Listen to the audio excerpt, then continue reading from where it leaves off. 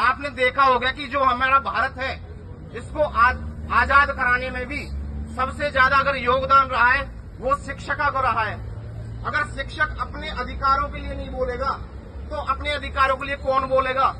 याद करो उस नंद काल के शासन काल को, जिससे कि क्या नाम है अलेक्जेंडर भी उससे हारने के लिए तत्पर हो जाता है, परंतु उसको खाड़ फेंकने के लिए चाणक्य एक जैसा शिक्षक खड़ा होता है और वो कहता है कि शिक्षक की गोद में ही निर्माण और प्रलय पढ़ते हैं। तो हमें ये दिखाना है कि सरकार को भी कि हमारे अंदर भी निर्माण और प्रलय की क्षमता है। और मैं कहना चाहूंगा जो यहाँ पर आंदोलन में नहीं आए हैं, आप सभी को नौकरी प्रिय है।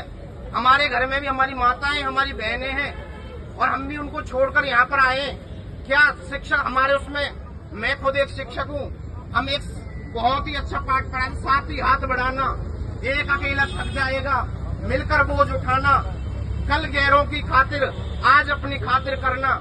क्या यही है कि हम बच्चों को यही शिक्षा दे पाएंगे? वो सिर्फ जब तक हमारे आचरण में नहीं आएगी, जब हम आंदोलन के लिए खड़े नहीं होंगे। मैं उन सभी साथियों को यहाँ पर धन्यवाद देना चाहूंगा जिन्होंने इस आंदोलन का वृक्षारोपण किया है, जो यहाँ पर बीजारोपण किया है। और बीजारोपण आप सभी देख रहे हैं कि वो किसमें, वट वृक्ष में बढ़ता हुआ दिखाई दे रहा है। और इस वट वृक्ष को हमें क्या करना है, बहुत आगे तक बढ़ाना है और सरकार तक हमारी आवाज पहुंचनी चाहिए। और कैसी पहुंचनी चाहिए? वो संविधान के दायरे में पहुंचनी चाहिए। हमें सरकार से कोई विरोध नहीं है, हम अपने अधिकार के लिए आए हैं। और कैसे आए? वो संविधान सम्मत अधिकार के लिए आए हैं। हम कोई अपनी भीख मांगने के लिए नहीं आए, हम किसके लिए आए? अपने अधिकार के लिए आए हैं। और मैं कहना चाहूंगा यहाँ पर कुछ तिरंगा भी रहने चाहिए। जब तक तिरंगा नहीं होता कोई आंदोलन सफल नहीं होता है, क्योंकि चाहे वो आजादी का आंदोलन हो, चाहे वो जयप्रकाश नारायण का आंदोलन हो या कोई भी, हमें तिरंगा यहाँ पर जरूर होने चाहिए, क्योंकि लगना चाहिए कि हमारा आंदोलन शिक्षकों का आंदोलन है और ये शांतिपूर्ण आंदोलन होएगा। और ये भी बात है कि जितने भी साथी अभी तक घरों से नहीं निकले हैं वो अपने बच्चों को क्या सिखाएंगे? क्या ये सिखाएंगे कि हम कायर हैं, अपने अधिकारों के लिए नहीं लड़ सकते? क्या भगत सिंह ये चाहते हैं कि सिर्फ दूसरे के घर में पैदा हो, हमारे घर में पैदा नहीं हो? हमें निकलना पड़ेगा और जब तक हम नहीं निकलेंगे तब तक आपकी आवाज आपके घर में नहीं पड़ेगी। और कहते हैं कि जो व्यक्ति मौन हो जाता है वो गौन हो जाता है। जो समाज आवाज नहीं उठाता वो समाज लाशें उठाता है।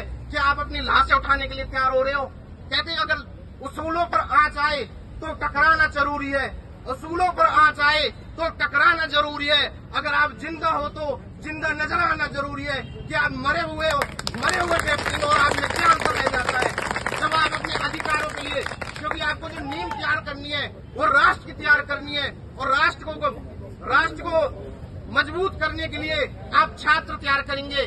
ध्यान रखना, ये आंदोलन ऐसा आंदोलन होना चाहिए कि लगना चाहिए कि शिक्षक इस देश का जागरूक है। जब शिक्षक जागरूक हो जाता है तो बड़ी बड़ी सत्ताओं को, नंद जैसी संस्थाओं को भी क्या नाम है वो जड़ से उखाड़ फेंकने का होता है। शिक्षक हमेशा राष्ट्र के लिए सर्वोपरि होते हैं।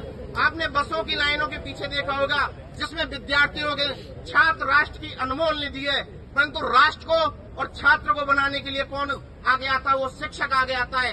शिक्षक जब आप अपने अधिकारों के लिए आगे नहीं आएगा तो कौन आपके लिए लड़ेगा? समाज को रहा जो शिक्षक दिखाते हैं, परंतु आज शिक्षक ही घरों में छुप छुप कर बैठेंगे तो क्या होगा?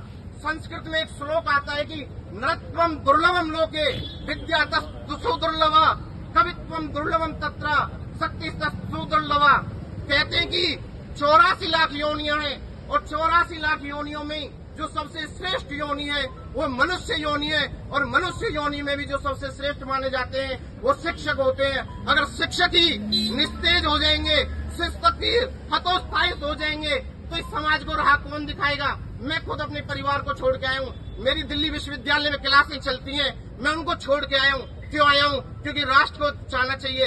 अरे ज्यादा से ज्यादा सरकार क्या कर सकते है हमारे साथ? हमें जेल में डाल देगी। आप याद करो कितने भी आंदोलन है, हमारे जो प्रधानमंत्री रहे, चाहे कोई से प्रधानमंत्री को देखो, आज बीजेपी के प्रधानमंत्री की बात करता हूँ, अटल बिहारी जी ने उस समय जब आपातकाल लगा था सरकार के खिलाफ बोला था और लोकतंत्र को बचाया था।